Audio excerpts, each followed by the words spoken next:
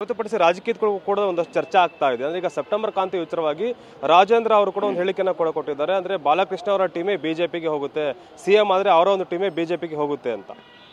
ಯಾರು ಬಿಜೆಪಿಗೆ ಹೋಗೋದಿಲ್ಲ. ಯಾರ ತಲೆಕೆಟ್ಟವರು ಈ ಥರ ಮಾತನಾಡ್ತಾರೆ. ಕಾಂಗ್ರೆಸ್ಸು 138 140 ಜನ ಇದ್ದಾರೆ. ಯಾತಕ್ಕೆ ಹೋಗ್ತಾರೆ? ಹೋಗೋ ಪ್ರಮೇಯನೂ ಕೂಡ ಇಲ್ಲ.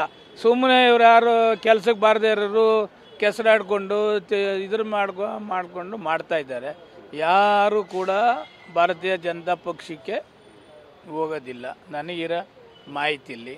ಸುಮ್ಮನೆ ಯಾಕಿರೋ ಯಾವ ಕ್ರಾಂತಿಯೂ ಇಲ್ಲ, ಬದನೆಕಾಯಿನೂ ಇಲ್ಲ.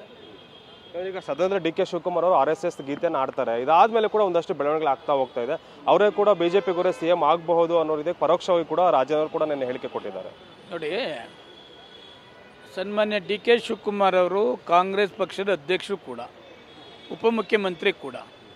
ಕಾಂಗ್ರೆಸ್ ಆಫೀಸಲ್ಲಿ ಏನಾದ್ರು ಈ ಶ್ಲೋಕ ಆಡಿದಾರಾ? ಪಬ್ಲಿಕ್ ಮೀಟಿಂಗಲ್ಲಿ ಏನಾದ್ರು ಹಾಕಿದಾರಾ?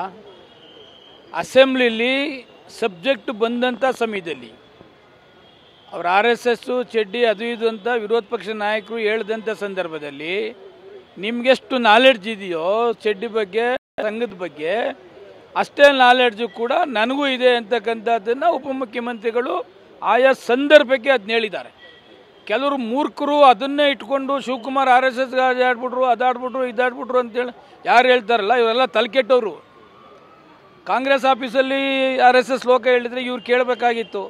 ಪಬ್ಲಿಕ್ ಮೀಟಿಂಗಲ್ಲಿ ಹೇಳಿದರೆ ಇವ್ರು ಕೇಳಬೇಕಾಗಿತ್ತು. ಅವ್ರು ಆಡ್ದಂಥದ್ದು ಅಸೆಂಬ್ಲಿಲಿ ಉಪಮುಖ್ಯಮಂತ್ರಿಗಳಾಗಿ ಸಮಯ ಸಂದರ್ಭ ಅದು ಬರ್ತದೆ. ಬಂದಂಥ ಸಮಯದಲ್ಲಿ ಅದು ಆಡ್ತಾರೆ. ಅಸೆಂಬ್ಲಿ ಒಳಗಡೆ ಏನಾಡಿದ್ರು ಹೊರಗಡೆ ಆಡಬೇಕು, ಇದು ಕೊಡಬೇಕು. ಇವರೆಲ್ಲ ಮೂರ್ಖರು, ಶತಮೂರ್ಖರು. ಆಡೋದು ತಪ್ಪೇನಿದೆ?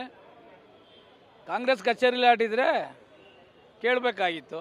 ಪಬ್ಲಿಕ್ ಮೀಟಿಂಗಲ್ಲಿ ಹಾಕಿದರೆ ಕೇಳ್ಬೋದಾಯಿತು. ಅಸೆಂಬ್ಲಿಲಿ ಏನು ಹಿಂಗೆ ಮಾತಾಡಬೇಕು ಅಂತ ಹೇಳ್ಕೊಡ್ಬೇಕಾ?